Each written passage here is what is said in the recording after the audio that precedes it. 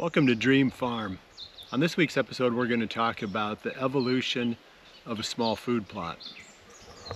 We've got two of them on the farm right now that are at different stages of their development. The one we're sitting on right now is brand new.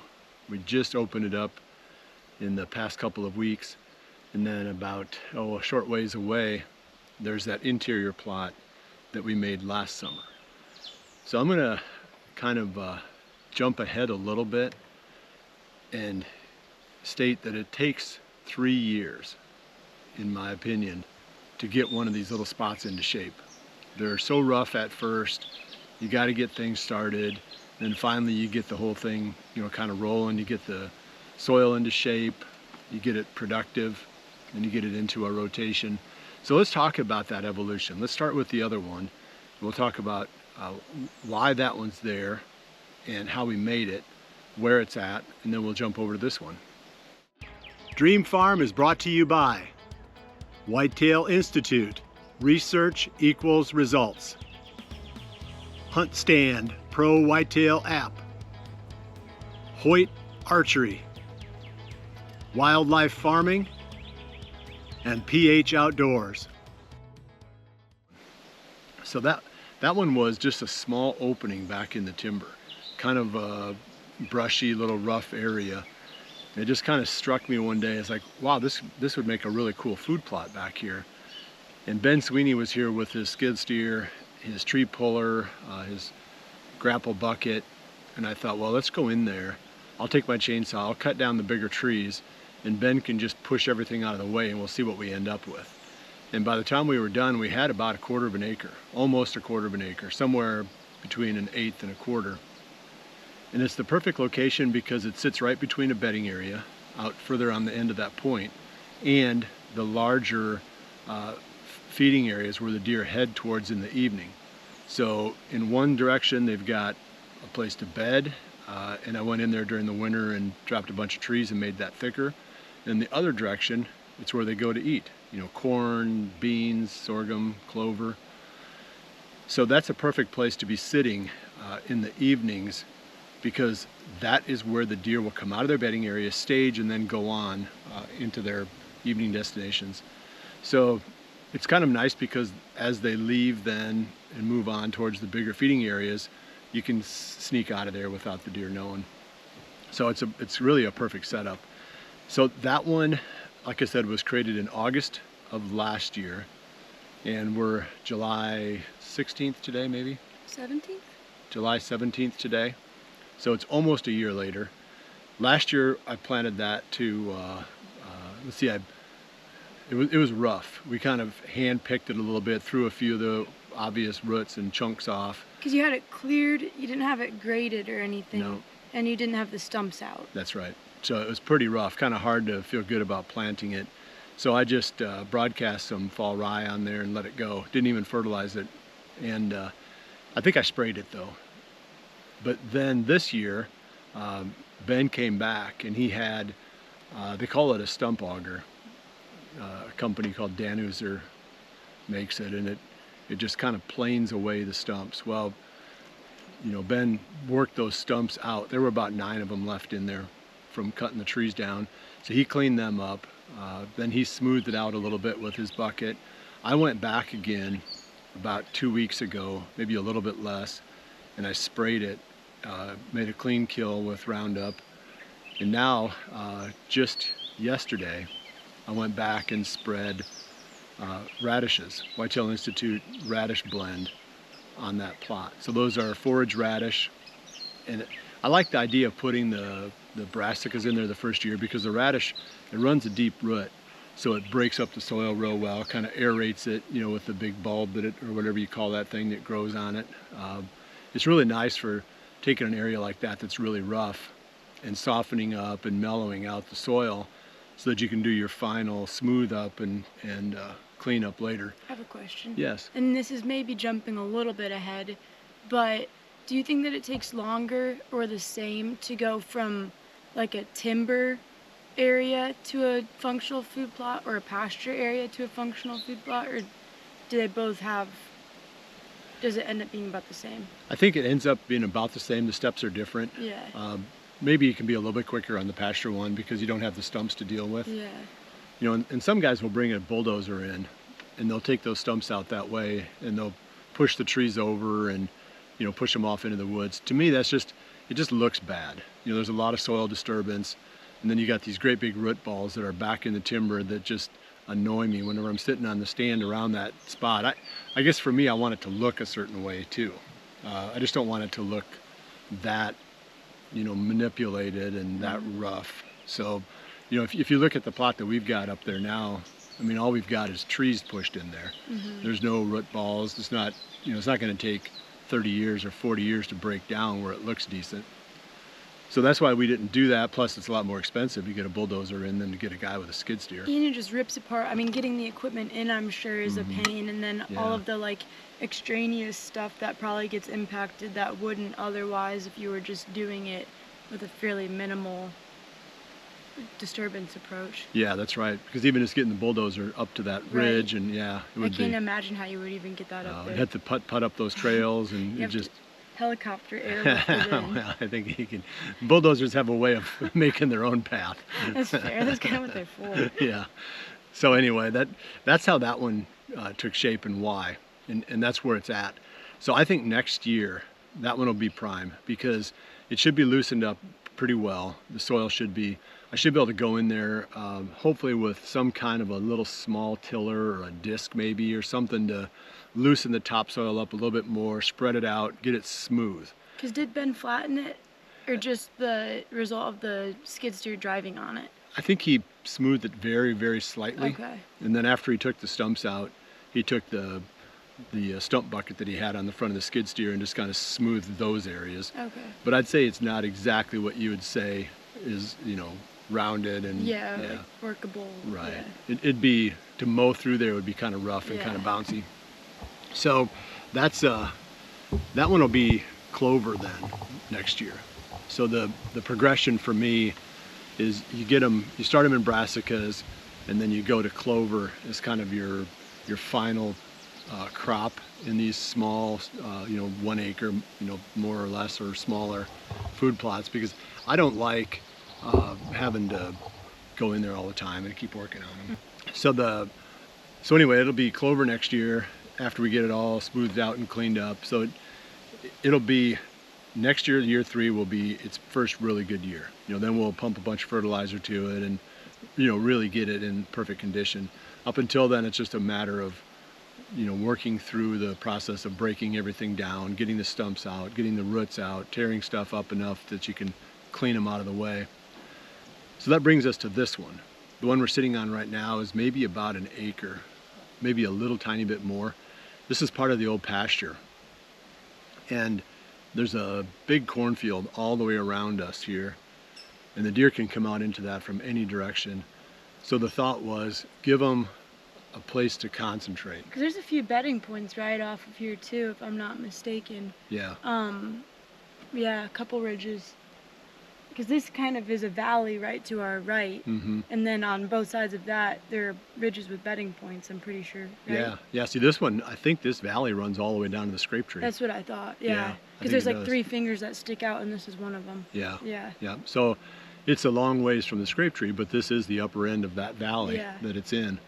So that's kind of cool. So having someplace to concentrate the deer that are going out into this bigger area to feed, you can't bow hunt spots where the deer have so many different options, so many different ways that they can get, in and out of the feeding area. I mean, you might as well not even bother, because you're going to be constantly looking at stuff in the distance and, being frustrated. So you have to have some way to bottleneck them down or concentrate them. And the other one, we did it right next to the bedding area. Here we're going to do it a little bit closer to the feeding area, so it won't be quite as effective, but it's still going to concentrate some deer. We were talking the other day too about how, there's a pretty big commercial cornfield right here, but that gets picked every fall, and having something in here that's more attractive than the corn and still standing after it gets picked is kind of the ticket to getting them to concentrate here. Yeah. And this also has a couple other things going for it. There's a whole bunch of little apple trees around this opening. I'd say I'm looking at them right now, 1, 2, 3, 4, 5, 6, 7, and that's just the ones right in front of us. That's only maybe a third at the most of this plot. So there might be 15 to 20 apple trees, small ones, but some of them are bearing apples, circling around the edge of this. Plus, you know, and you know, you flew the drone down in there. We got that pond right below it too. So that's another attraction, having the water right here. I mean, ultimately the stand may end up on the pond. You know, it may not even be on the plot. It may be on the pond, because during the rut, you know, those bucks are always looking for water because they get overheated from, you know, traveling so much. And that pond tends to hold water better than some of the other ones on the farm too, right? Yeah. Because I know this spring and summer there's been a lot more rain, so most of the ponds are holding water, but last year most of them were bone dry by this time. Yeah. But you said this one never dried out. No, that one didn't dry out.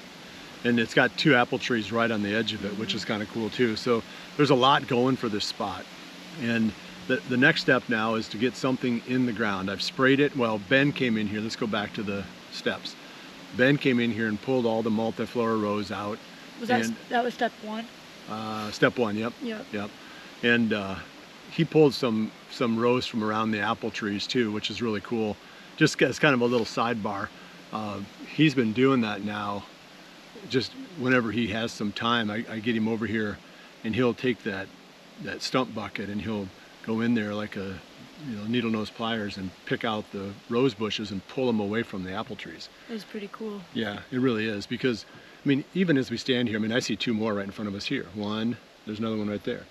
Apple trees or multiflora rows? No, apple trees, but there's rows there too. Yeah. So, you know, just for us to go in and try to get the apple trees, you know, separated from those multiflora rows would be sort of death-defying. Well, I remember when you attempted it a little bit this spring, you gave up after a couple days because you were like, there's just no way. Yeah. Like, it would take years to go through, because there's hundreds of apple trees. Yeah. And if you wanted to go and get the rows off of all of them, it would have taken a million years. But Yeah. Ben, it literally takes like 15 seconds a tree. He just goes in there and pulls it out, and then that's it. No, it's impressive to see. So we'll keep doing that. But anyway, that's a little bit of sidebar there. But getting back to this, step 1 was pulling all the rows and other weeds and bushes and stuff that were, you know, bigger than grass out of this plot.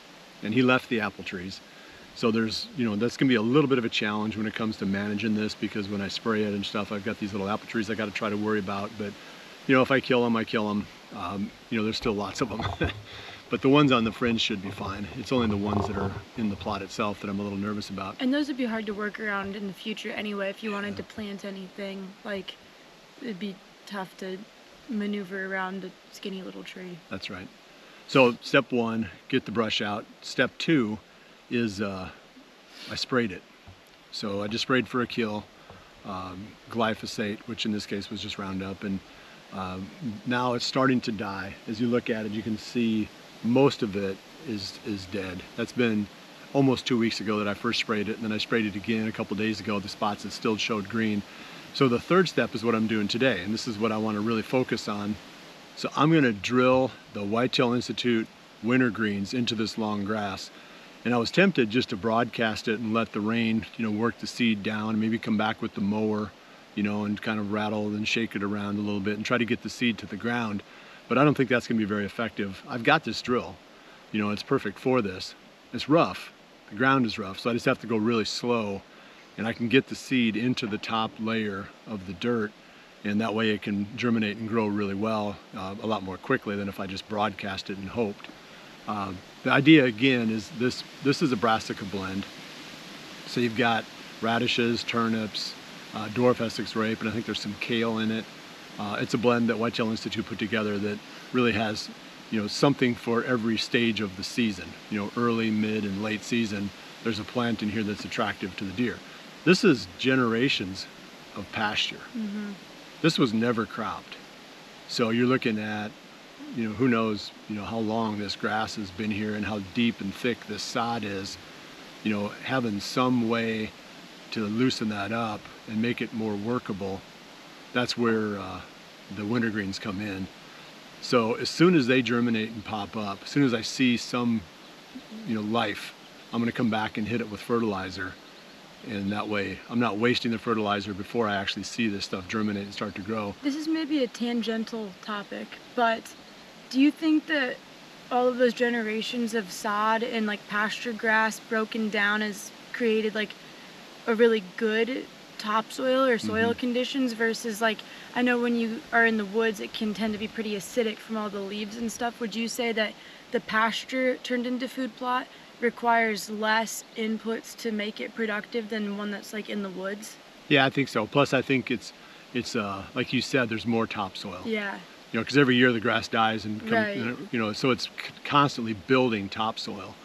So it's just better. Probably really good, yeah. Yeah, it's more fertile. The stuff that you have in the timber, a lot of times you go down a few inches and you hit rock. I mean, it's Right. like there's not much there because it's not building topsoil like this stuff out here is. Right. So this should be a good spot. And again, this is year one. Year two is going to be, maybe we can shorten it up. Maybe this will be a 2-year development project, because year two I might be able to come back in here with the disc or the, you know, all-in-one or 3-in-1 soil conditioner from whitetail or from wildlife farming, and just smooth this out and then get my clover started. But somehow I've got to break it down. I've got to get the sod broke down. I've got to get the soil mellowed out. Will the spraying take care of this long grass, or will you come back in here and mow it, or will you just let it spray it, that'll kill it, and then in the future you'll disc it or condition it under? I think I'll have to wait. I mean, I know I can't disc it now. Right. So it's going to be next year at the earliest. But you wouldn't consider mowing it or something? I don't know, like that? I might. I think the brassicas will come up through it, and as the grass dies, it withers down. Yeah. So I don't think I have to. I think if I was going to spread the seed without drilling it in, I might have to mow it in order to throw the thatch out and kind of Yeah. give it a protective barrier and to hold the moisture. But yeah, I thought you guys might get a kick out of just seeing the progress, why we build these plots, where we do, and how we do it, and really how long it takes. I think it's cool too that you find like these little otherwise underused or like useless, because this was just pasture but there's no cows, so it was just grass. Yeah. And the other one was just like kind of scrubby clearing. It wasn't like, anyway, it's cool to see you take those areas and turn them into something that's actually useful, Yeah. starting from what looks like pretty much nothing. The other thing too is that it creates a lot of value for the property itself. Yeah. So, you know, every one of these that you do makes the farm better. And if you're making the farm better, you're making it worth more. You know, I don't plan to sell it, but it's nice to know that the steps that we're taking do actually make this investment more valuable. Right. So those are all things to consider. I mean, I'd love to be able to do 5 of these a year, but I mean, 1 or 2 a year is enough to, you know, plus keeping up with all the other stuff that you do on a farm like this, you know, the normal maintenance, and it's just a lot. So even if I get 1 a year for the next 4 or 5 years, I'm gonna have a lot of really cool spots to hunt, or we are, and the farm will continue to get better and better every year. So unless you got any other thoughts, Jordan, I'm good to wrap up. I think that's all. So it's a 2 to 3 year process. You might as well plan on 3 years in most cases, and you can take something, you know, the old 0 to 1. I think I read a book one time called 0 to 1. You take nothing and turn it into something. And that's what we've done here, and we're going to continue to do that as many places as we can. Well, we appreciate you joining us. We'll see you right back here again soon for the next episode of Dream Farm. And remember to always Dream big.